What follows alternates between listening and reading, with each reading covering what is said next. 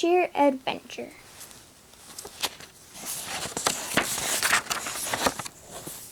Meet Miss Frizzle. No other teacher is like her. She takes her class on wild science field trips. They go on her magic school bus. It twirls and whirls and can go anywhere. Where will the bus take them today?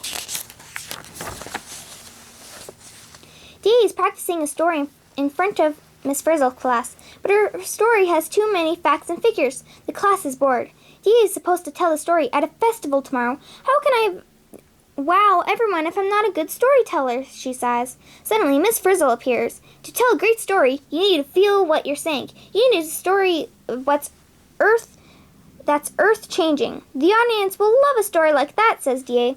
Let's put practicing on ice and find you a story, says Miss Frizzle. The magic school bus turns it into an airplane. Miss Frizzle and the kids fly away. Wow, look at that glacier, shouts Carlos. What's a glacier? Asks Tim. It's a river of ice that only forms on land and it's always on the move, says D.A. Let's go see the glacier up close, suggests Miss Frizzle. Wahoo! The kids shout. They turn into snowflakes and float to the ground. This is not on my permission slip, cries Arnold.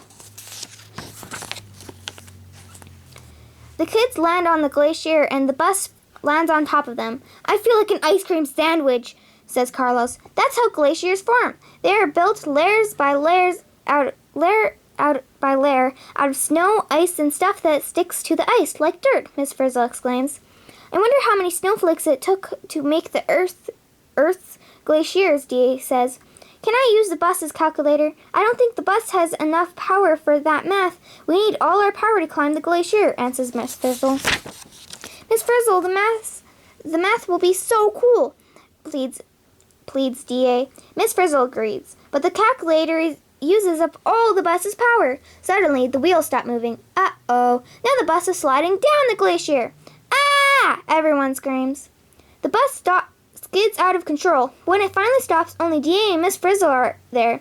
Where is everyone? D.A. cries. Let's find them, says Miss Frizzle.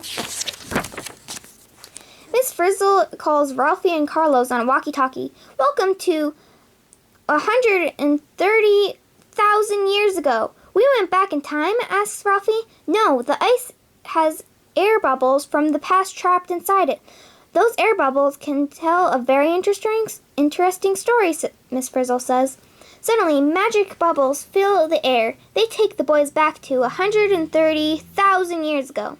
Whoa, we're cavemen, says Ralphie. And there's a saber-toothed tiger. Cool! Not cool! He looks hungry, cries Carlos. Run! The boys' adventure ends just in time. Look at all this data from the ice. I even know the temperature from 130,000 years ago, D.A. says. Next, the magic bubbles take Jody and Arnold back to 20,000 years ago. This guy walked here from the other side of the world because the ocean was so low, says Jody. Did he bring lunch with him? Cries Arnold. Anything is better than this. After D.A. tests the air bubbles from 20,000 years ago, the temperature has only changed a little between the first time and the second one. I wonder what will happen next, she says. The magic bubbles take the kids to find Tim in the year 1800. The D.A. tests the air. It's not much warmer than it was 20,000 years ago. Wild! Too wild, says Carlos. We have to get out of here before that volcano blows. Next, the magic bubbles take the kids to find Keisha in the year 1970. No saber-toothed tigers here, just cars, factories, and wacky clothes, Keisha says. Dee is busy doing research.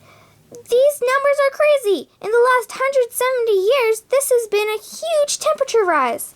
Finally, the magic bubbles take everyone back to Wanda, who's waiting on the glacier. Does the data show that it's warmer now than it was in 1970? D.A. asks. D.A., be careful over there, she says. It looks like the Great Glacier is melting, Wanda says.